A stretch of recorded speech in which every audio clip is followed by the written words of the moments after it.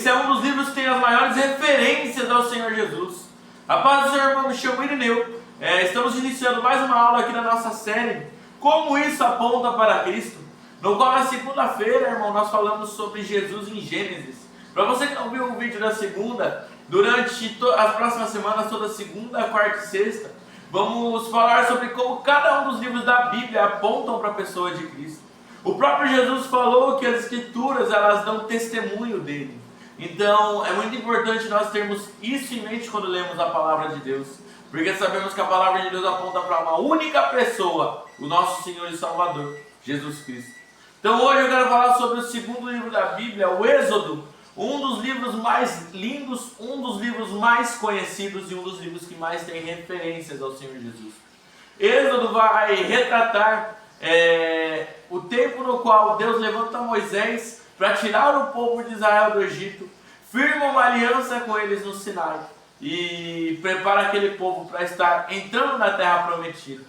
O interessante, irmão, é que nós temos o povo de Israel, que foi cerca de 400 anos escravo no Egito.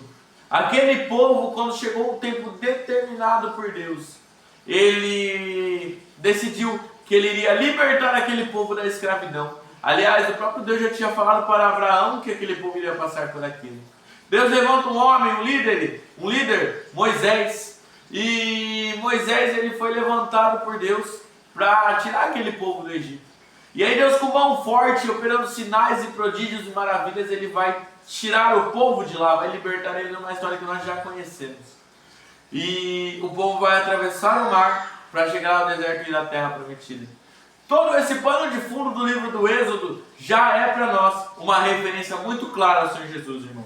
Porque assim como o povo de Israel, nós éramos escravos espiritualmente falando, escravos do pecado, escravos do nosso próprio desejo, escravos dos nossos próprios anseios.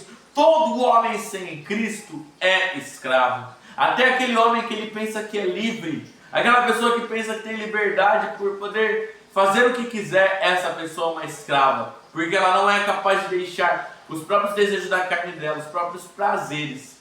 Porque aqui nós temos um paradoxo muito interessante. O que as pessoas pensam ser liberdade é a verdadeira escravidão. Porque a verdadeira liberdade não é fazer o que quer, mas é poder fazer o que quer e escolher não fazer. Isso é liberdade de verdade. E o interessante, irmão, é que Jesus, ele vai pagar o preço na cruz, abrindo um novo caminho, um novo e vivo caminho, ao qual agora nós podemos sair dessa escravidão e alcançar a terra prometida, a nossa Canaã, que é a vida eterna com Cristo. Claro que passaremos por um deserto no meio desse caminho, porque a vida cristã é uma vida de dificuldades. Cristo falou: no mundo tereis aflições, mas esteja de bom ânimo, eu venci o mundo. Então nós temos aqui uma alegoria muito linda para a pessoa de Jesus, para a missão de Cristo. Ele nos libertou da escravidão, nos construiu um caminho para alcançar a vida eterna. Passamos dificuldades, mas temos a presença de Deus e a provisão divina sobre nós. Mas ainda há uma referência mais explícita, porque Deus, ele, antes dele fazer a última praga sobre o Egito, aquela que mataria os primogênitos, ele vai mandar o povo de Israel passar o sangue do cordeiro sobre os umbrais da porta, para que o espírito da morte não adentrasse na casa dos israelitas. O interessante, irmão, é que Deus estava também lá instituindo uma festa, a qual os judeus eles iriam comemorar todos os anos, a festa da Páscoa. Sabe o que é interessante? Que aquele sangue passado nos umbrais, aquele sangue daquele cordeiro, já apontava para a pessoa de Jesus Cristo, porque foi o sangue dele quem nos salvou. Foi o sangue dele quem nos libertou da escravidão do pecado. É através do sangue dele que eu e você podemos ter vida. E isso é muito interessante, irmão, porque aquilo já é uma referência ao sangue de Jesus. E outro ponto é a Páscoa, né? Deus, ele estabeleceu a Páscoa como essa festa que comemorava essa liberdade, essa libertação do povo de Israel.